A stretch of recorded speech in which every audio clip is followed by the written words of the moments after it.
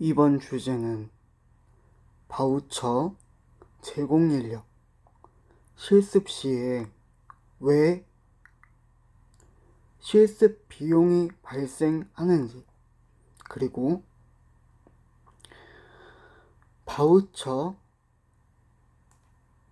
금액이 증액되면 왜 치료비는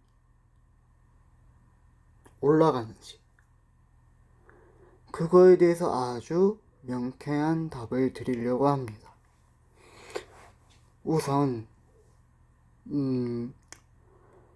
발달재활 실습뿐만 아니고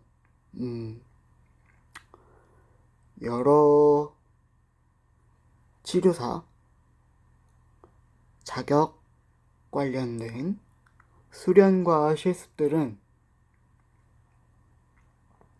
대부분이 실습비를 받잖아요. 그 이유가 되게 명쾌한데, 일단 제가 가지고 있는 미술재활, 그러니까 미술심리재활, 즉 미술심리치료, 미술치료의 영역에서 보자면, 일단 지난번 영상에서도 말했듯이 아이들의 케이스는 너무 많고 상황도 너무 다양하게 급변화가 심하고, 그다음에 여차저차 이래저래 케이스가 많다 보니까 그 아이들의 케이스를 행정 처리를 해야 되는데 그것만 하기에도 바쁜 거예요. 근데 실습생을 받는 순간 또 2배, 3배로 일이 많아지고, 그 다음에 실습비를 받는 요인 중에 하나가 물품 사용비. 왜 물품 사용비가 들어가냐고 물어보고 하신다면, 실습 때 물건을 물론 우리가 사는 물품들도 있을 수 있지만, 대체적으로 대부분 기관의 물품을 사용하다 보니까 그 물품이 반영구적이거나 아예 영구적이지 않잖아요. 소모성 제품이란 말이죠. 즉 사용하다 보면 부서질 수도 있고 찢어질 수도 있고, 그 다음에 인형이면 망가질 수도 있고 여러 이벤트들이 있잖아요.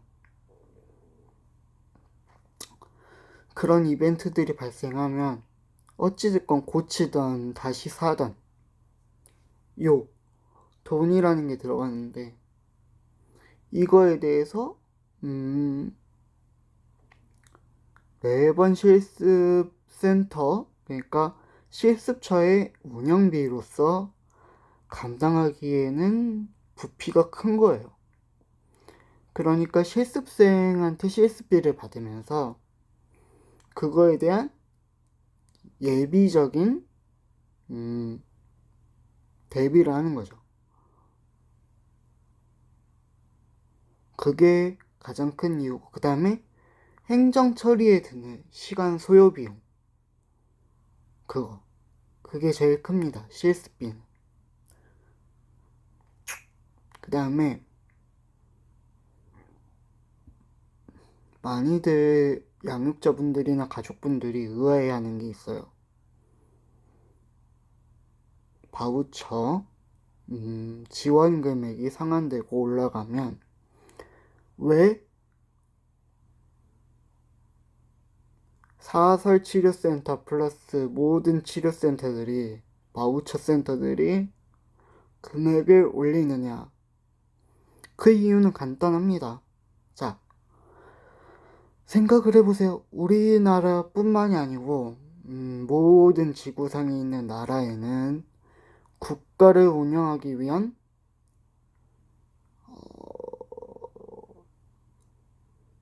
운영 체계가 법이라는 게 있습니다. 그 법안에 쉽게 말해서 약속을 만들어 놓고 그걸 어길 시에 이만큼의 돈을 내세요 하는 벌금을 만들었을 수도 있고, 그 다음에 우리 나라를 운영하기 위해선 이만큼의 돈이 필요해요 해서 돈을 거둘 수도 있습니다. 그게 세금이고, 세금은 건물을 유지하는 데도 들어가고 전기, 수도 이런 자원들을 활용을 해도 그거를 지속적으로 유지하기 위해서는 어쩔 수 없이 비용이라는 게 들어가잖아요. 그 돈이라는 걸 이용해서, 세금이란 걸 이용해서 유지를 하는 거예요. 근데 그 세금이 양육자분들이나 가족분들 본인들만 내시는 게 아닙니다. 우리나라 국민이고 일을 하는 사람이라면 모두가 냅니다. 그건 누구나 똑같아요. 대신에 그 세금으로 우리 아이들의 치료 부담 경감을 위해서 지원을 해주는 건데, 이 지원 금액이 상환되면 또 그만큼의 세금도 올라가요. 왜? 더 줄어드니까. 쓴 만큼 줄어드니까. 그걸 메꿔야 되니까. 그리고 우리 아이들이 치료실에 가면 온갖 기자재들이 있죠. 치료라는 거에 필요한 도구들이 있고, 그게 망가지고 부서지면 다시 사든지 아니면 AS를 보내든지, 그때도 돈이 들어갑니다. 결국 사람이란 게 지구라는 생태계 안에서 존재를 하려면 어쩔 수 없이 돈을 벌고 돈을 내는 구조가 되는 거예요. 근데 그게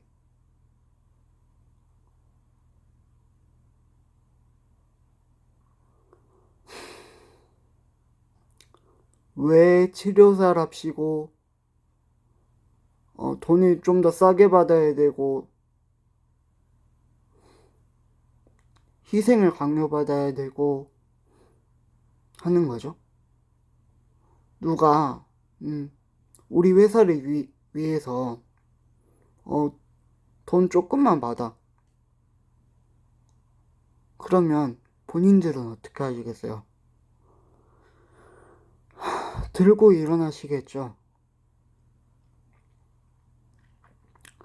치료사들도 별반 다르지 않습니다. 그들도 사람이고 그들도 세금을 내야 되는 국민이에요. 그 세금이 해결이 안 되면 그 누구도 양육자분들의 가족분들의 아이한테, 그리고 가족한테 머물러 있을 수 없어요. 지금 당장 내 생계가 힘들고 어려운데 어떻게 그 희생을 감내하면서 머물러 있어요? 뭐 무슨 치료사들이 옛날 무슨 사회복지가 한참 그 태동 시기에 뭐 희생정신을 강요하고 그랬던 시절이 있지만, 지금은 사회복지사들도 그렇고 모든 직업을 가지신 분들이 자선단체 회원도 아니고 자선단체 운영자도 아니잖아요. 왜 장애를 가진 가족이 있다고 해서, 이렇게 말도 안 되는, 응? 그런 갑질을 하시냐고요. 아니, 그들이 먹고 살 게 해결돼야 가족과 아이한테 돌아오는 거지.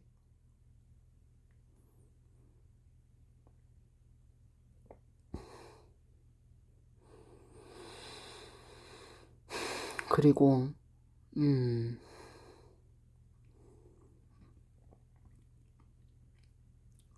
치료사분들은 대부분, 음, 정규직이 아닌 파트타임, 시간제. 그러니까 일한 만큼 프리랜서로서, 어, 시간당 페이를 받든지 건당 페이를 받는데, 음, 이게 내가 온전히 가져가는 구조가 아니에요. 치료사가 온전히 가져가는 구조가 아니고 일정 비율로 나눠서 가져갑니다. 기관과 치료사가. 그러면 본인들이 이래서 빠지고 저래서 빠지고 사정상 빠질 수밖에 없을 때 보강을 잡아주겠죠. 그래야 치료사도 그 건당 페이든 시간당 페이든 돈을 한 번이라도 더 받는데, 근데 어 권리랍시고 주구장창 자기 마음대로 하다가 끝끝내 보강을 안 오시는 분들이, 노쇼 하시는 분들이 대부분인데, 이런 상황인데 치료사가 안 부족할 수 있을까요? 생각을 해보세요, 한번.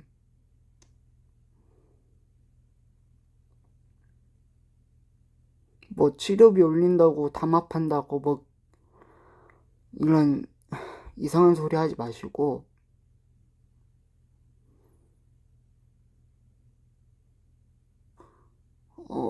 지구라는 생태계 안에, 인간이 사는 생태계 안에 구조를 돌아보시라고요.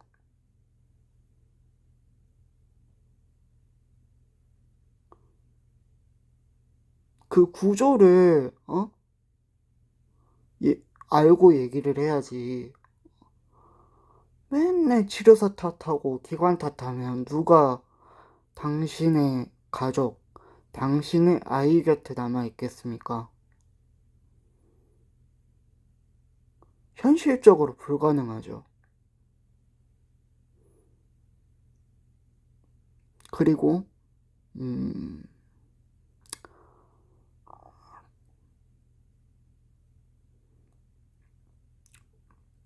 가끔 뭐 아니다. 오늘은 여기까지 합시다.